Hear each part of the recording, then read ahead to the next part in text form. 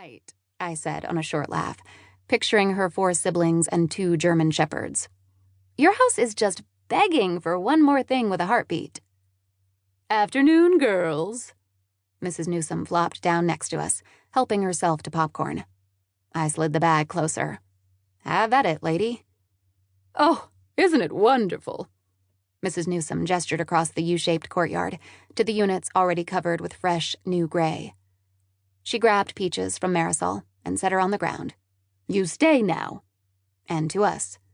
24 years I've lived with that putrid green. Who knows how many more if it wasn't for Mr. Hodge finally selling the building. Only 1 month and new paint already.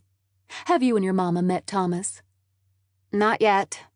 I fanned myself with my English notebook. Well, he's awful nice. A go-getter, too. Not like that good-for-nothing nephew Mr. Hodge had managing for him. Barely showed his face around here.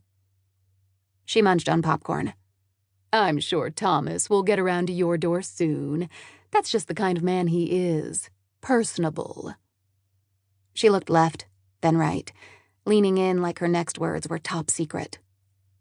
He clued me in on some of the interior upgrades coming up, besides the new railing after the paint, you know.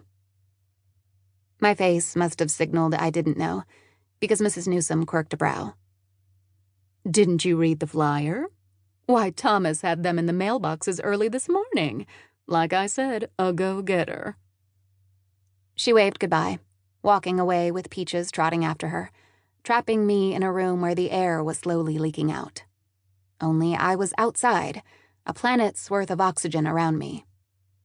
I dabbed sweaty fingers on my black tea and nudged Marisol's binder. Didn't you hear her? What, that chatterbox? I usually tune her out. Marisol tossed popcorn between her fuchsia-colored lips and returned to her math homework. I don't know. Blah, blah, Thomas. Whatever, railing. During times like these, the differences between Marisol's life and mine showed the strongest. While my half-Cuban, half-Mexican friend spent time pondering treadmill versus spin bike, or what shade of denim best matched her coral top, I had to worry about the fact that now we had an on-site apartment manager who was actually doing his job. Maybe too well for my mother and me, and our upstairs unit with no welcome mat. Fingers tapped my shoulder. Marisol scooted all the way over to my bench. Okay, spill. You went all white, and you're holding books again. I glanced down, realizing my hands had crept into my black bag and reached for books. David Copperfield in my left, half resting on the tile, the scarlet letter in the curled fingers of my right hand. I dropped the Dickens classic, but kept the scarlet letter close. The paint is only the start.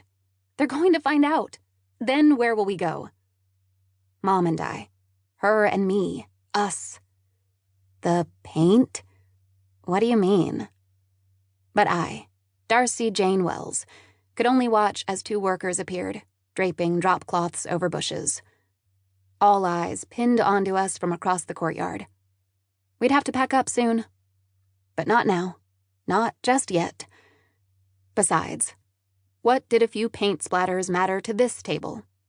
Already time-worn and chipped, we'd also contributed to its demise with root beer stains and, oopsie, red nail polish blobs. A teeny black heart Marisol sharpied years ago, christened the Edge. Next to it, you could still make out the 5-pointed star I'd penned. Darcy, what is it? I scored my thumbnail over the brittle tile grout. Only my real-life bedtime story. More like one of those sick and twisted fairy tales by the looks of you, Marisol said. Yeah, it's the one where 316 Hoover gets a new owner and a new manager who now lives on site, I said. Then told her all the rest. How if the new manager could see everything, he'd want to know everything too. After all the outdoor work was done, he'd want to make changes to the insides of the apartments. Thomas would have to inspect each unit, and workers would come. They'll have to go inside, Marisol whispered. 12 years we've lived here, and Mr. Hodge always renewed our leases without doing anything. No inspections, not even a phone call.